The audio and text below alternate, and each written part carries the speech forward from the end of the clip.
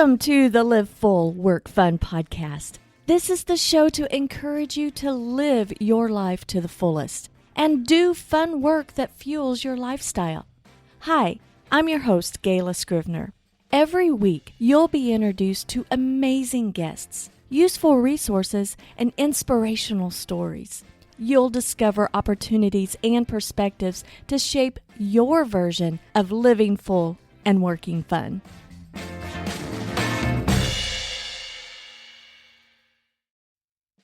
Before we get started with the show, I have a question for you. Are you a busy solopreneur struggling to find the time to consistently post to your social accounts? Well, the Scrivener Solutions team and I are introducing Scrivener Social, the easy-to-use social media scheduling platform paired with all of our workflows.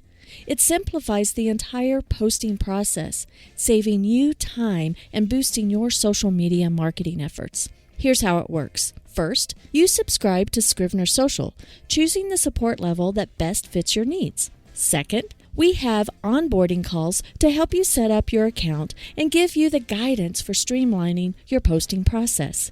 Third, you implement your plan using our workflows to get more out of your social media marketing.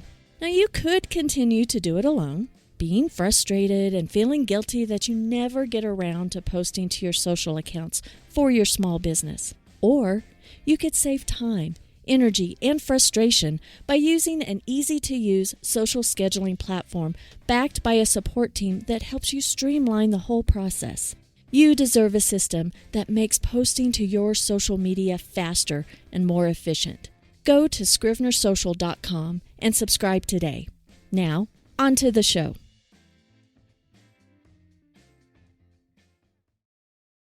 This episode marks the beginning of our series where Fran and I will discuss the 4 key elements that all marketing plans should incorporate: a website, consistent core content, an authority piece, social media, and email. Each of these components has a unique role and works in harmony to amplify your message. In this series, Fran and I are covering each component separately. Today, our focus is the importance of a clear, concise website. Hi there and welcome. This show is where we explore topics that help you create your lifestyle to live full and work fun. Hi, I'm Gayla Scrivener, and I'm joined here by my co-host, Fran Grosbeck. Hi, Fran. Hey, Gayla. How are you? Doing great. Well, we had talked about in a previous episode about the difference between sales and marketing and how they intermix together. And we decided to do a marketing series for the small business, and how the 4 components, these 4 components, and we're going to do a show off of each one of these, how website, social, email, and your expertise piece of your content work together in a content plan to build your marketing plan. And today we're going to talk specifically about websites. Yes, we are. It's one of my favorite topics. We have worked together on a few website projects, and I love how we can work together on that. And let's dive right in on why everybody needs a website. Absolutely. Everyone knows about using the web, and I'd say the majority of businesses out there have a website. There are still some that don't. And if you don't have a presence on the web today where people can find you, you're missing out on countless potential customers and connecting and staying connected with your existing customers, because it is the storefront of the modern age. Even if you have a real storefront, the website is where people go to window shop before they pick the shop. And it is so important to have a presence on the web because of that. Yes. And when we work with clients, the very first thing, and what we had touched on our previous episode, is that we need to know our brand story. We need to know how we can connect with our potential customers and clients, and know be comfortable with who we are and what we do, what's problem we solve, and make that messaging clear. And once we have that clear message, you translate that onto your website. And I'd like to first touch on what are some key things on your homepage? What are some key things that we should have? Well, first of all, let's step back. What should be the very bare bone basics on a website? Maybe those pages. So whenever we're working with someone who is starting out, we try to keep it simple. And I've always said an about us page to give them a little background, create that trust and confidence and connection. A products or services page, whichever one you are, and a contact us page. And those three things are must-haves. They have to know how to contact you or find you. Those three are, and a good homepage. So yeah, it's a homepage. So there's 4 pages, right? Yeah, what's funny is depending on which designer or developer, like the homepage is an automatic. So some don't count that as a page, but we do. So I'd say those 4 pages are you have to have. Yes. So, and I know that both of us personally had over time your website gets a little convoluted, complicated.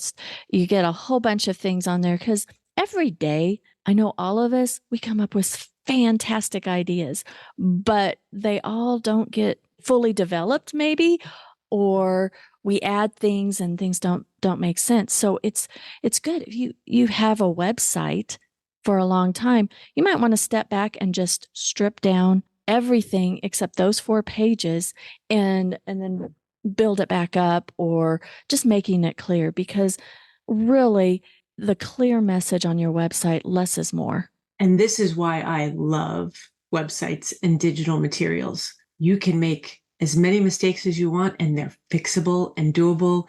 You can redo things. You can undo things. I'm in the midst of my own website update, and I look back at the website I created 4 years ago, which I loved and was absolutely a reflection of my message at the time. And I am going, absolutely not. I'm shutting down that page. I'm shutting down that page. And it allows you to grow. It allows you, it's not like having to move a wall or find a bigger building or redesign something. You can turn things on and off. Yes, there are right things and wrong things to do in website programming, but in general sense, you can add, detract, enhance at the click of a button. Exactly. And the first thing, so we talked about 4 basic pages that we need. So let's drill down on the home page, because that is basically our calling card on the web, is our home page. And the components, the bare minimum components that need to be on your home page. And the first thing that people see is the header. And you remind me a lot, and when we do some website or web pages tweaks with some of our clients and things like that, you talk about above the fold and below the fold, and you remind me that, and I love that. Talk a little bit about what it means above the fold and below the fold. Sure, and it's a very simple concept. And if you open up a website, whatever fills your screen is what's above the fold. Anything that falls below the screen that you have to scroll to see is below the fold. And since the first impression of a website is formed in under 30 seconds with the information that fills a viewer's screen, you need to make sure your above the fold is optimized and has the right information, quick messaging, and call to action. It has to load properly. Also, we'll get into that in a little bit.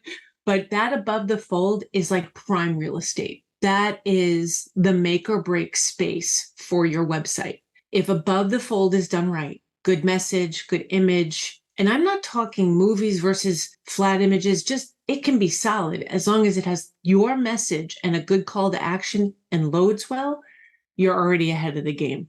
I see too many times when we go to work with someone new and fix their website that either their header's too big and you're not getting the whole message, or there is no call to action in the header, or you don't know the message of who they are, what they're doing.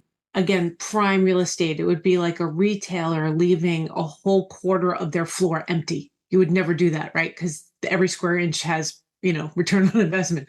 That above the fold is your prime real estate. Well, and that goes back to the olden days when there was actually newspapers. And, imagine the newspaper folded in half, and that's where the big headlines were to make you open the newspaper fully to read the article. And that's where above the fold and below the fold comes from. And in the header, an effective header, as you touched on, has a clear message and a call to action.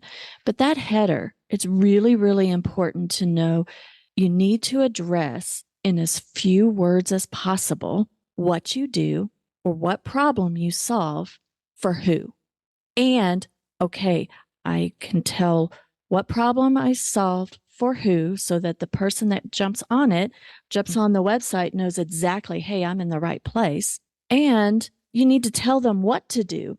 Okay, that's the call to action. There are so many websites out there that it's like you've got learn more or this, that. And it's like, don't do passive call to actions. You need to do actions. Call now, schedule a call, buy now. Those are direct call to actions. And that's super important to do that. So it depends on what your business is, right? If you are a service-based business, heating and air company, you need to have your call now button right there. So, because if they're on their website, they're trying to get a hold of you. So make it easy for them. Don't bury your phone number for things like that. For coaching businesses like you and mine, we may have schedule a consultation, right?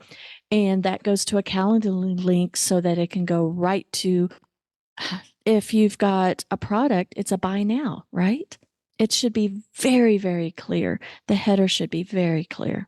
I agree. And what we've been talking about in past episodes about getting clear on your message, if you do that first, which is what you and I are all about, you get clear on your message, on your why, what problems you solve for customers. When you get to the tools like writing your website, building your website, writing out your social, it's so much easier. Because if you have all that clear, now you're just thinking functionality. Where does it all go? Where does it need to be placed? And this is where I strongly recommend, if you want a strong and powerful website, it really is important to work with a web developer or web designer. Yes, people can go on Squarespace and Wix and all those other great sites, and I have used them myself. But when you are building a brand and a company and a long-term message, you need someone who knows beyond just where, what the message is. There's programming and user interface and design tools.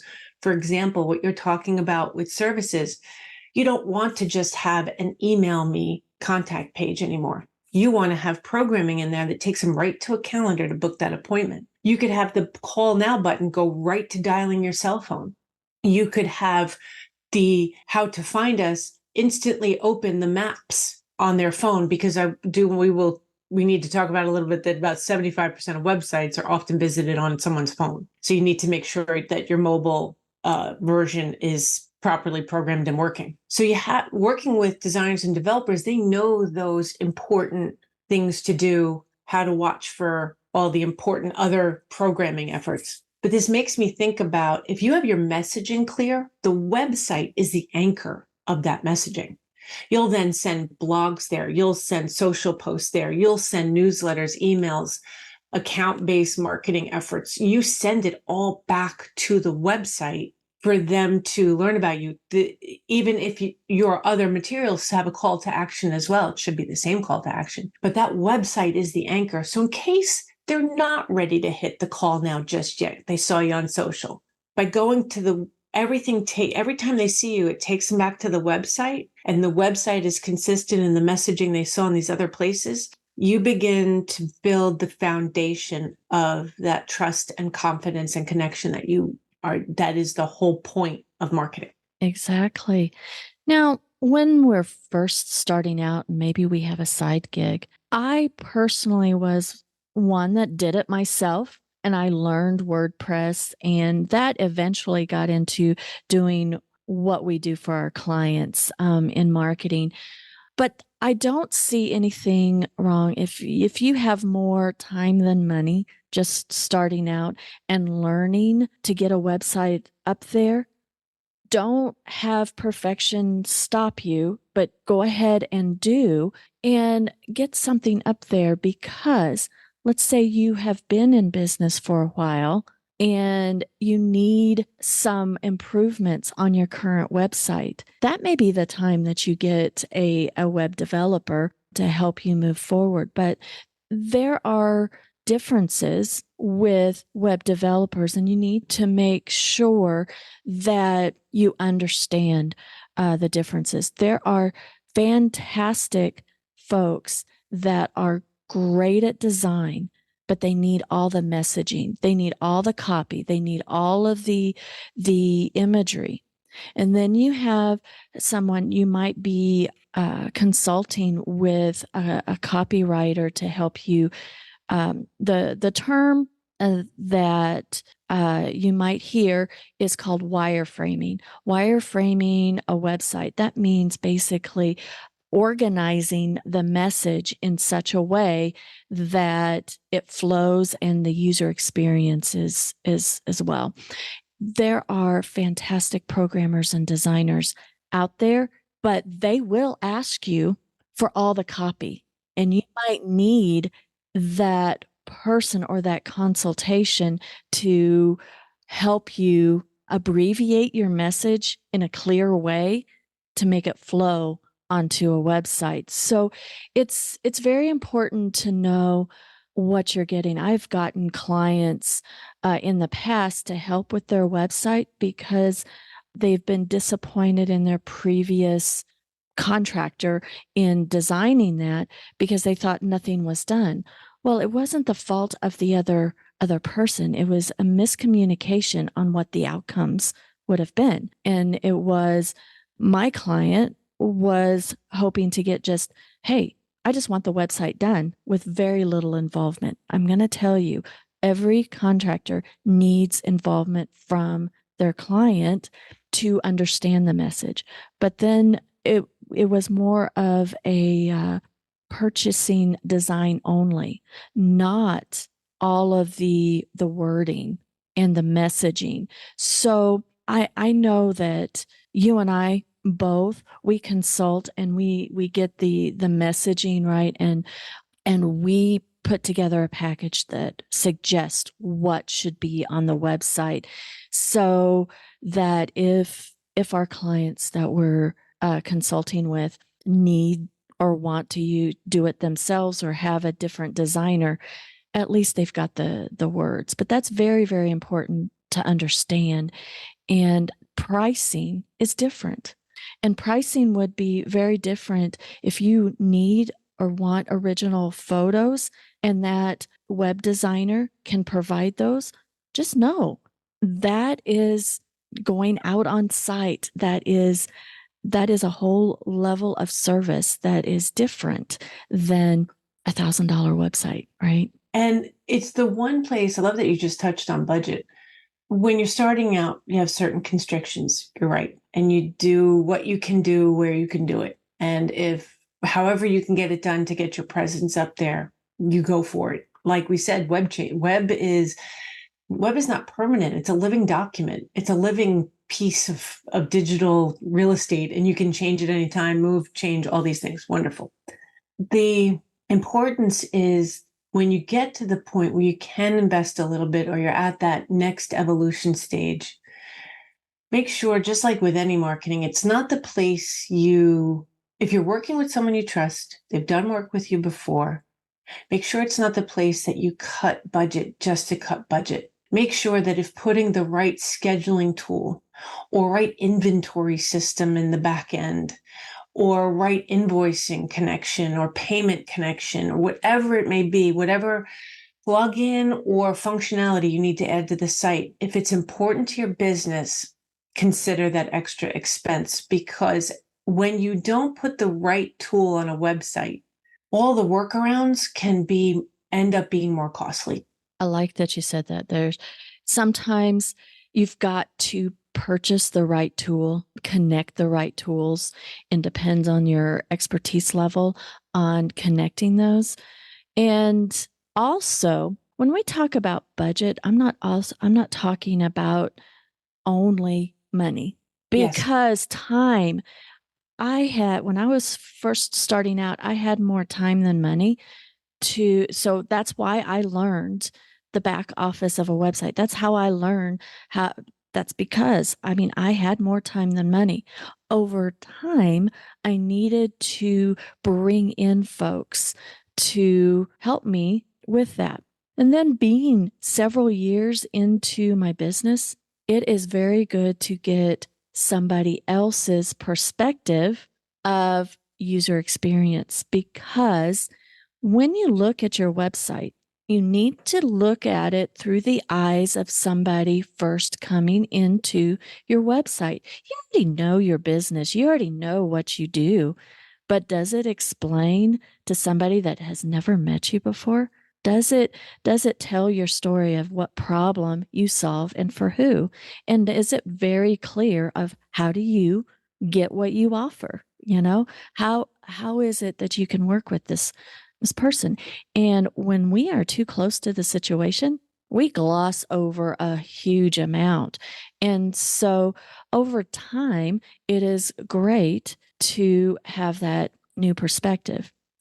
And for me personally, on my websites, I'll have team update some things. I have consultant or whatever, but then I come in, and I think it's important for us as small business owners to look at our own stuff and revise, because we do evolve.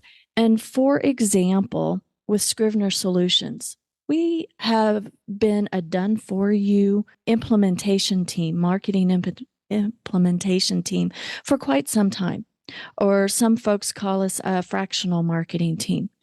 We do this done for you services. And I was happy with my website and how it shows that, hey, we are the done, enjoy having your marketing done for you. We are the fractional team for the coach, the consultant, and the speaker. But then we get Scrivener Social in the mix, which is a product that is more for the DIY solopreneur.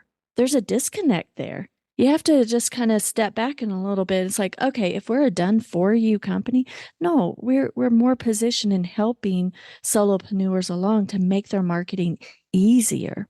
So I changed the heading of Scrivener Solutions to tie that we want to make our marketing easier for the solopreneur. It flows better for Scrivener Social. So I don't think that there is a set time frame to, okay, every 6 months look at your website and every year do this. No, I think over time you'll realize it's like, hey, is this experience flowing? And we've pivoted enough that we need to update. And there were only like 5 words that I changed in my header, and it made it better. I think it's very important to take a look as a business owner, take a look at your website in the eyes of your ideal client. What you're describing is a simple way to do a very important task in your business, which is stop and say, am I still doing what I started out doing? Kind of that looking at your business plan, and whether you actually have a business plan or not, you at minimum have one in your head of what you do and why you do it and how you do it. And like you said, there is no set timetable, but don't forget about your website and use it as a way to go, is this still who I am? Is this still what I'm doing? It was in looking at my own website based on a conversation you and I had that I went, oh my gosh, this is not me anymore. I've been slowly over the last 2 years, maybe 18 months to 2 years, evolving into this new path. My website's not even close to what that path is. So I realized, okay, it's time. And together with some internal work and strategic planning of my own, I'm evolving my website. And because you have taught me the very message you said before, I'm not worried about perfection. I'm not worried about anything, in fact. What I did was any page that I'm not ready to tackle, it got taken offline. I Isn't make that sure beautiful? you can't do that in a building or in anything else. It's so powerful feeling to be like, no, I'm not ready to deal with that. That's going offline.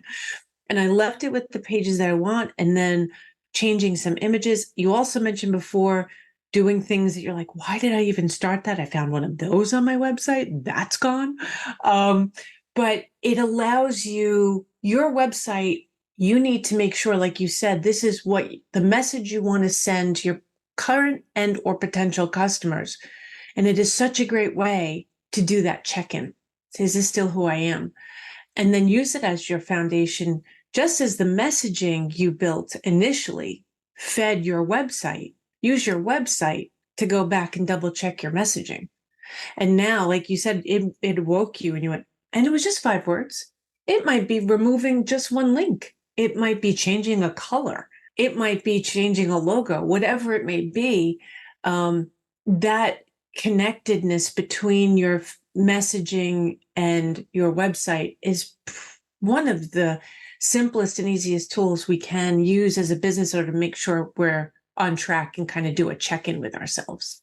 I think that it's important to remember that repetition is way up there.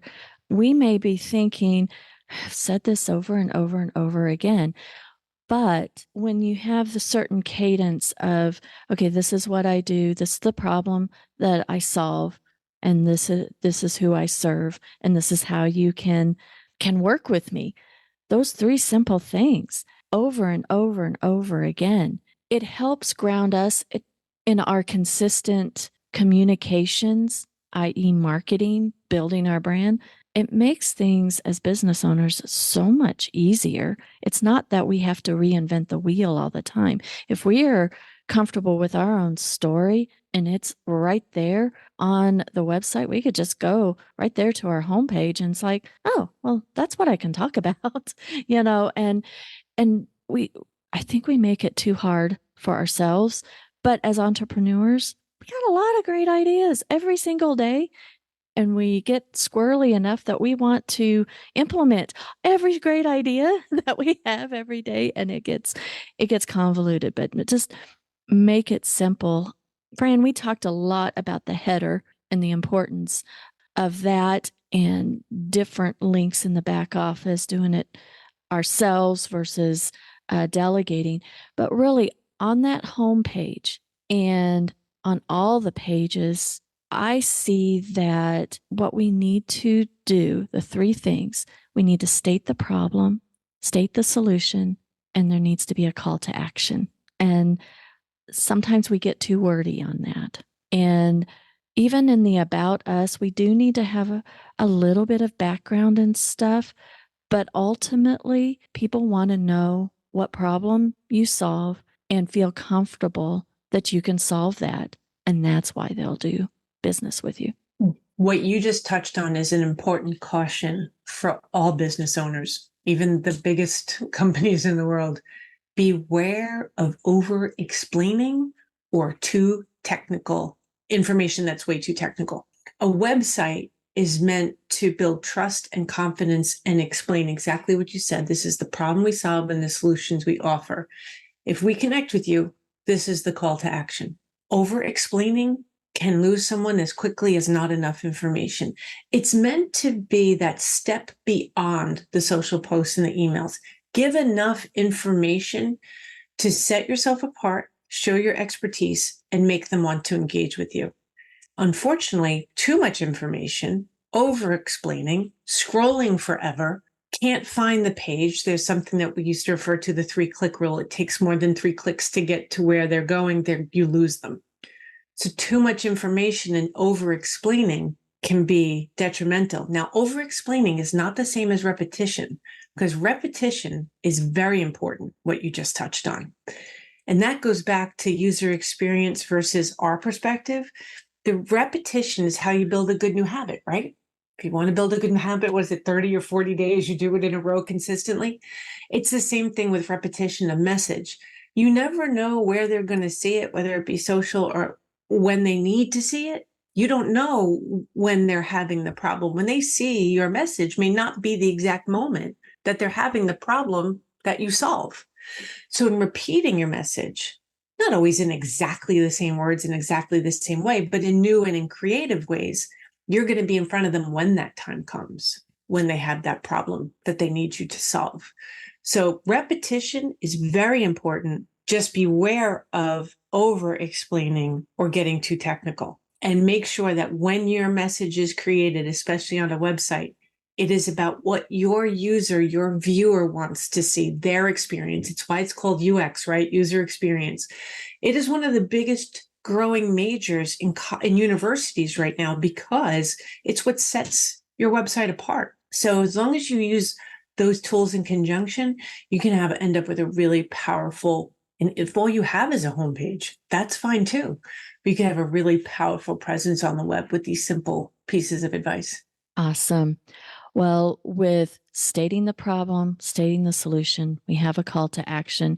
You'll see a lot on websites, the steps on how to work with someone. I think that's very important as well. It's easy as 1, 2, 3. You book a call, we develop a plan, and we implement the plan. People like to see and understand. It's like, okay, if I do like push this call to action button, what's really going to happen? And it may be super obvious to us, right? That, well, of course, we know what's going to happen, but in the minds of that potential customer, it just feels easier to know, hey, this is what's going to happen if I work with you, or, if I push this call to action button, this is what's going to happen. And there may be some similar, the way that we talk with the end user for products versus services may be slightly different, maybe even with businesses and nonprofit, the wording may be slightly different, but it's all the same. It really is. And this conversation, if you're struggling with your website, this may be very overwhelming because we've touched over a lot. And it's not something that needs to be done like overnight, but I do warn or suggest, I think it's good to focus on it and make the changes, but don't monkey with the wording all the time. I think you need to let it sit. I say this because I know somebody that it seems like every week they're changing the header wording, and you don't give it enough time. But all these to really see if it's working, if your message is working. With a website, with the home page, the about page, service page, and the contact page, 4 pages. Get those right, and it's like a brochure that you come back to after a period of time to refresh if you need to. Some people don't need to refresh it for years because they got their messaging right. They're getting conversions right from, for a long time. So that is fine. I think that ultimately is that messaging. And I coach during Story Brand. We have some live Story Brand workshops that come out about 4 times a year. And I have a link down in the show notes that if anyone is interested in knowing how to go through the story branding for their own business, just sign up for the next Story Brand workshop. And in that 2-day workshop, because Fran, you experienced that as well, didn't you? We had a 2-day online workshop getting this story down, but we also worked on your website, messaging. We got the story down, and then we started wireframing your website. And that 2 days is intense, but very well worth it. And if you sign up, then I can be your breakout coach. So I was so lucky to have Gayla as my breakout coach. I did specifically ask for her though, because I signed up for her link. But there is no better investment in your business than investing time in yourself and taking those 2 days. And I've seen this before. So I believe in workshops and groups like this because from my retail days, whenever we did sales training and you take 1 day, 2 days out of every 6 months, we would see a double-digit increase in sales following those training sessions because you get empowered and you stop and think just about that. That 2-day session is still feeding me now, our session this summer, Gayla.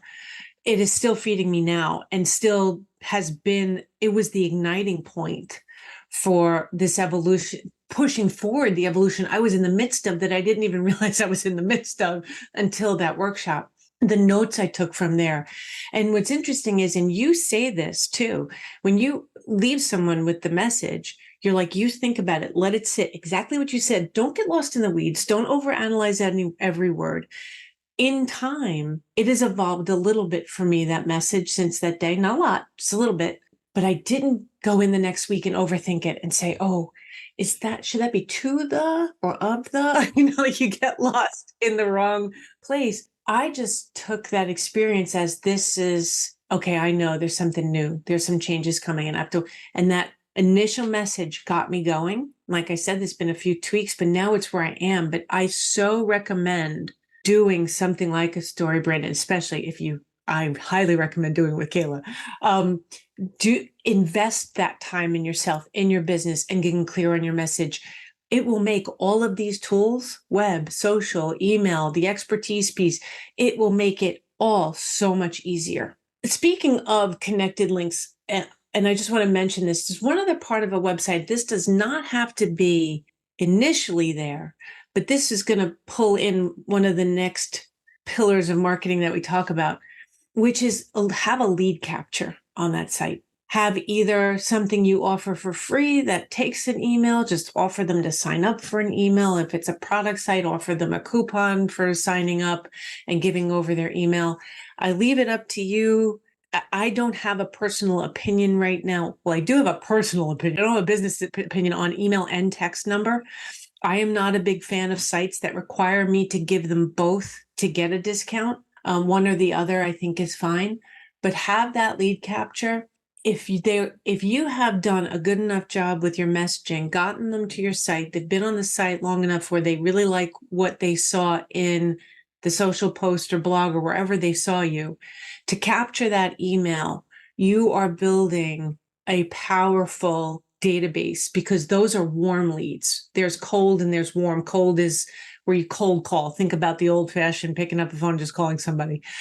To get someone to your site and then give you their email, that means they're interested. That is gold digitally. That is digital. Yes. And let's talk on that even more in our email episode when we talk about how do you grow a list too. So awesome. It has been wonderful. I don't want to overwhelm you guys that listening to us. We get super excited about this, but just know it does not have to be complicated. Think 4 pages, home, contact's really big. And that's a simple page. It's like, hey, what do you do?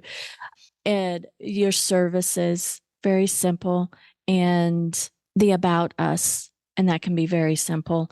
Less is more, and really drilling down that messaging. And let's go ahead and continue this conversation in Facebook. Let's hop over to the Live Full Work Fun Facebook group. And what is your biggest challenge with your website? What is it? Is there something that's bugging you about your website? Is there something that you're challenged with? Have you worked with somebody that has been fantastic or not so fantastic, right? We'd love to hear from you in the Facebook group. So thanks again for listening. And until next time, live full, work fun.